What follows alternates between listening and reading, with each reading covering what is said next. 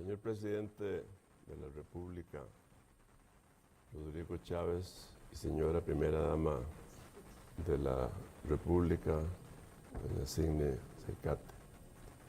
Señor Presidente de la Corte Suprema de Justicia, magistrado Orlando Aguirre. Señora Presidenta del Tribunal Supremo de Elecciones, magistrada Eugenia Zamora. Señoras diputadas y señores diputados. Señor Primer Vicepresidente de la República, don Stephen Brunner, y señora Segunda Vicepresidenta de la República, doña Mari Munive. Reverendísimo Arzobispo don Rafael Quiroz, señoras ministras y señores ministros de gobierno, excelentísimas señoras y excelentísimos señores miembros del cuerpo diplomático, señoras magistradas y señores magistrados de la Corte Suprema de Justicia, señores magistradas y señores magistrados del Tribunal Supremo de Elecciones, señora Contralora General de la República, doña Marta Costa, y señor Subcontralor General de la República, don Bernal Aragón, señor Procurador General de la República, don Iván Vicente, señora Defensora de los Habitantes, Angie Cruchen. Señoras y señores, muy buenas tardes. Señor Presidente, este año conmemoramos el 75 aniversario de nuestra Constitución Política. Conviene recordar el mandato contenido en el artículo 11 que dice: los funcionarios públicos son simples depositarios de la autoridad. Están obligados a cumplir los deberes de la ley que la ley les impone y no pueden arrogarse facultades no concedidas en ella. Ese principio de sujeción a la ley que nos ata a usted y a mí y a todos los que hemos de servir a la patria, ha estado presente en nuestras diversas cartas fundamentales desde el Pacto de Concordia, aprobado en el nacimiento de nuestra independencia hace más de 200 años. Defender, respetar y promover la institucionalidad costarricense y nuestro Estado de Derecho es una obligación ineludible que trae consigo la evaluación permanente de nuestros actos en el ejercicio del mandato constitucional, razón que nos congrega hoy en este recinto. Hemos escuchado sus palabras con el respeto que se merece su alta investidura y la atención debida que corresponde al acto supremo de la democracia representativa que da cuenta de la marcha de la República confiada en sus manos por la voluntad popular. De nuevo, en los albores de su tercer año de mandato, reitero la valoración que siempre hemos otorgado al diálogo,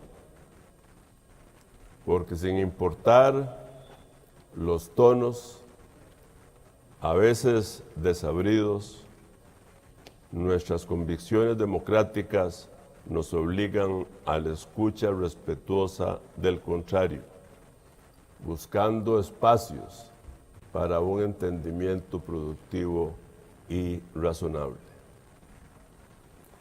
Señor Presidente, reconozco y felicito el esfuerzo de su gobierno para erradicar trámites innecesarios que atentan contra el crecimiento y la recuperación económica de la nación.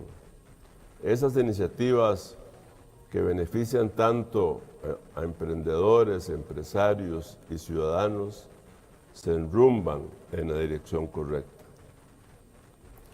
También le agradezco, señor presidente, su participación activa en la comisión interinstitucional que creamos los presidentes de los 3 poderes de la República en noviembre del año pasado para contribuir al esfuerzo de combatir la inseguridad ciudadana.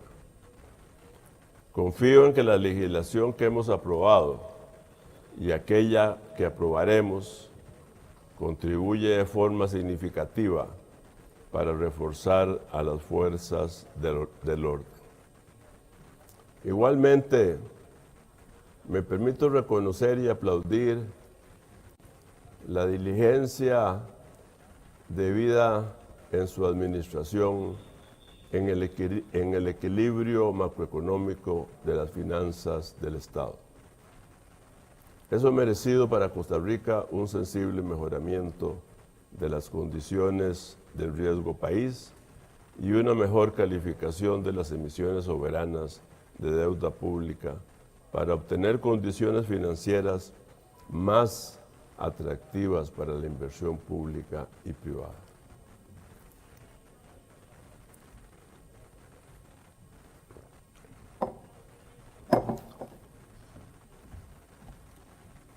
Bajo la conducción de su mandato, siguen rindiendo frutos los resultados de la reforma fiscal de la pasada administración, resultado de un proceso de negociación entre el Poder Ejecutivo y Legislativo, donde privaron los intereses del país más que los partidarios, y eso es de celebrar.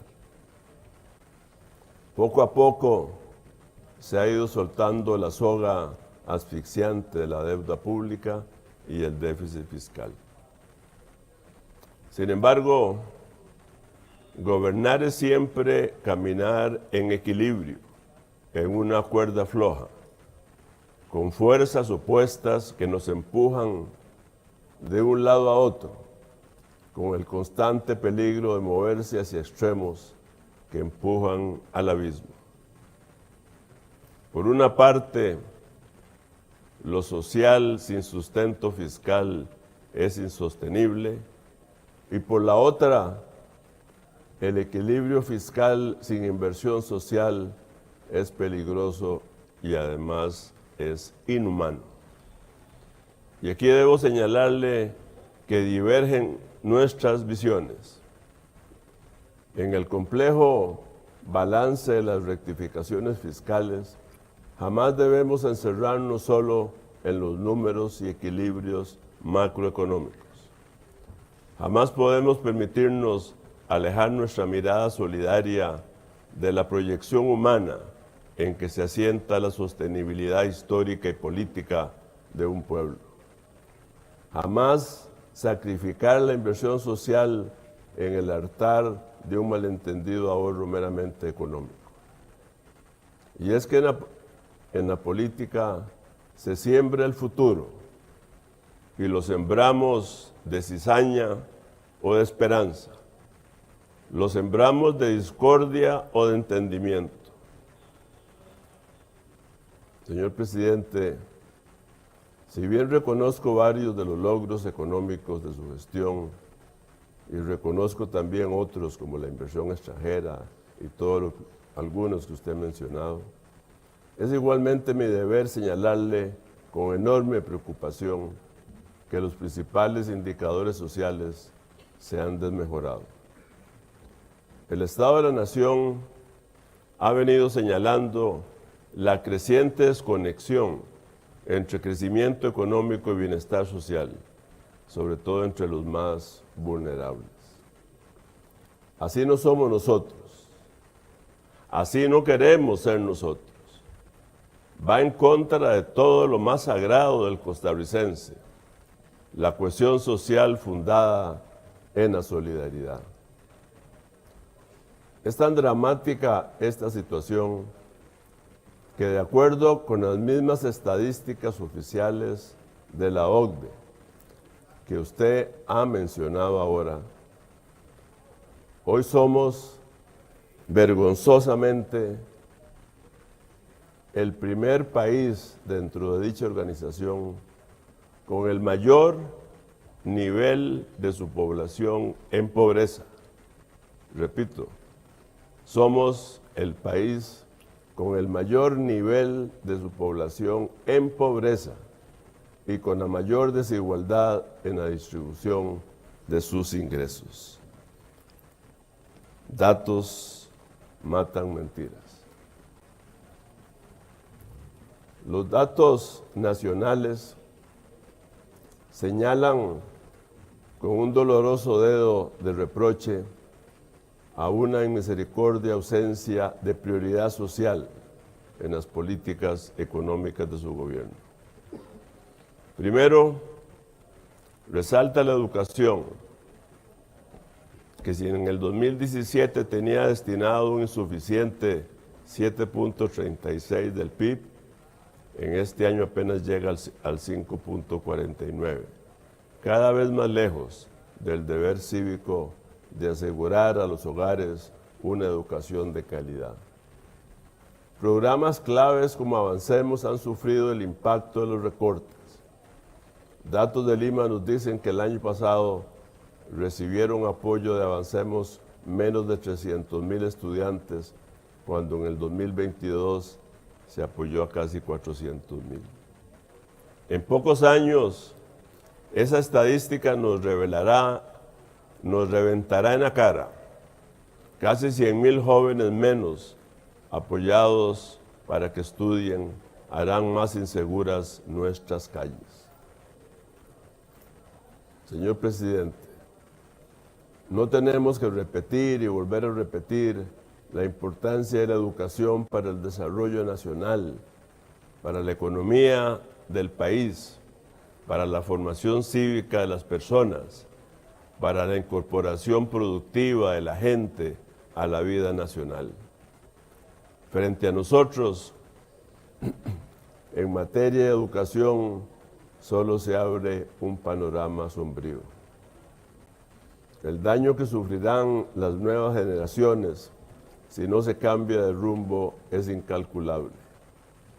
El país, señor presidente, le pide hacer algo con urgencia.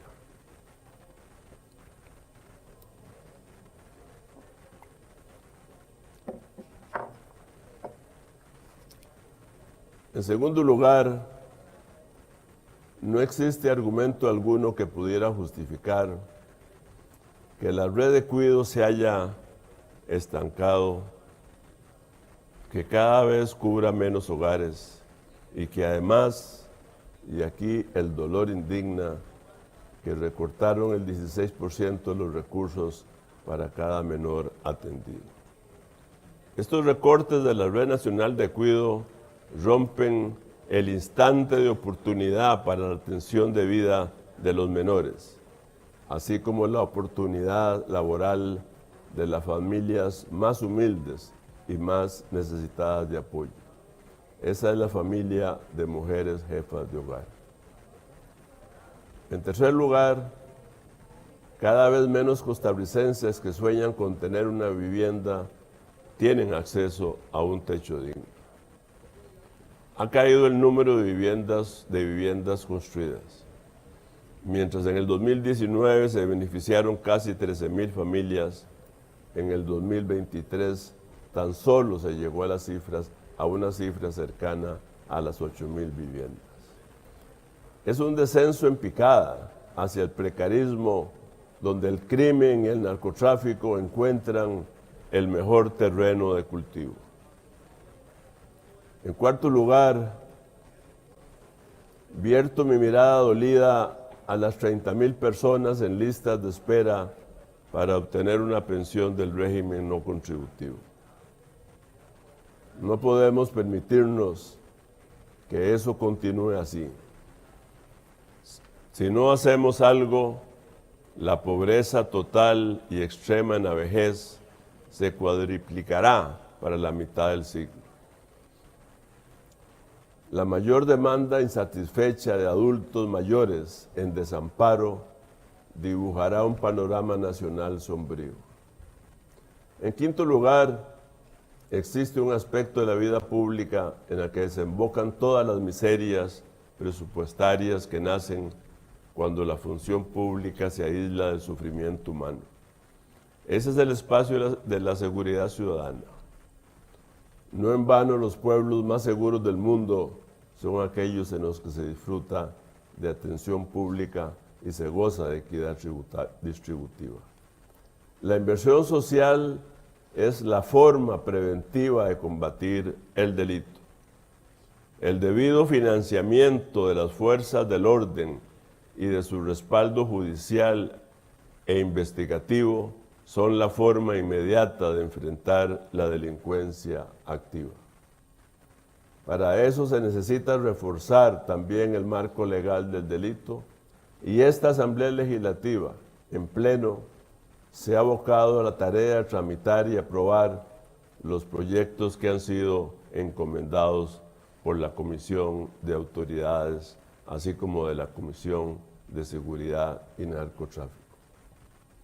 En sexto lugar, no olvidemos que el primer programa social es asegurar el empleo de nuestra población, especialmente la población de mano de obra no calificada en zonas rurales, lo cual está totalmente determinado por la salud competitiva de nuestras empresas.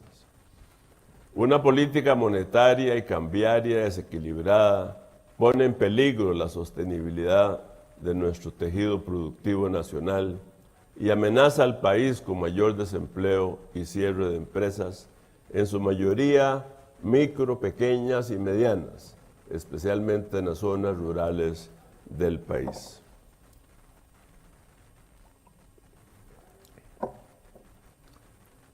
Señor presidente, además de los puntos anteriormente señalados, me veo en la obligación de referirme a su pretensión de utilizar el referéndum para someter a la consulta popular una serie de iniciativas de su interés. Créame que conozco bien la figura del referéndum, pues soy quizás la única persona presente en este salón que ha negociado de forma exitosa con la Asamblea Legislativa la llamada a una consulta popular. En abril del 2007 indiqué mi satisfacción de que el Parlamento aprobara su convocatoria, porque aquello reforzaba la institucionalidad desde los poderes de la República. El uso del referéndum debe hacerse siempre según lo dispuesto en nuestra Constitución, en la ley y bajo el espíritu democrático por el cual fue creado. Sin embargo, procurar el uso del referéndum como un mecanismo caprichoso y vengativo para ir en contra de los poderes de la República y contra nuestra institucionalidad es una vana pretensión que no encontrará terreno fértil en este Congreso. Señoras y señores, les repito, señor presidente, esta nave así no llega a puerto. Usted ha sido el capitán designado por el voto popular y es su responsabilidad dejarnos más cerca de nuestros sueños de bienestar. Por eso no está fuera de lugar entender que la barca en que todos navegamos se encuentra en alta mar. Arriesgamos naufragar si no se gobierna con brújula y la proa avante. Sembremos esperanzas o cosecharemos tempestades. Desde la Asamblea Legislativa, reiteradamente le extendí mi mano para construir ventanas de esperanza. Sin embargo, y lo digo con todo respeto, su incesante e innecesario discurso confrontativo contra esta Asamblea Legislativa, contra el Poder Judicial, contra el Tribunal Supremo de Elecciones, contra la Contraloría General de la República y contra cualquier institución o persona que no comparta su visión, no hace más que acercar a nuestra democracia hacia el despeñadero. Este Parlamento no va a permitir que nadie socave nuestro Estado de Derecho y nuestra democracia. Por eso le digo, señor presidente, rectifique. Tener diferencias de visiones es solo natural, pero lo que no es costarricense es dejar nuestras diferencias que nos impidan acercarnos a una ruta de entendimiento. Yo, señor presidente, nunca he permitido que las diferencias me impidan la escucha respetuosa y llegar a acuerdos por el bien común. En el inicio del tercer año de gestión, sigo abierto al diálogo y le extiendo, a pesar de todo, una vez más, mi mano. Muchas gracias.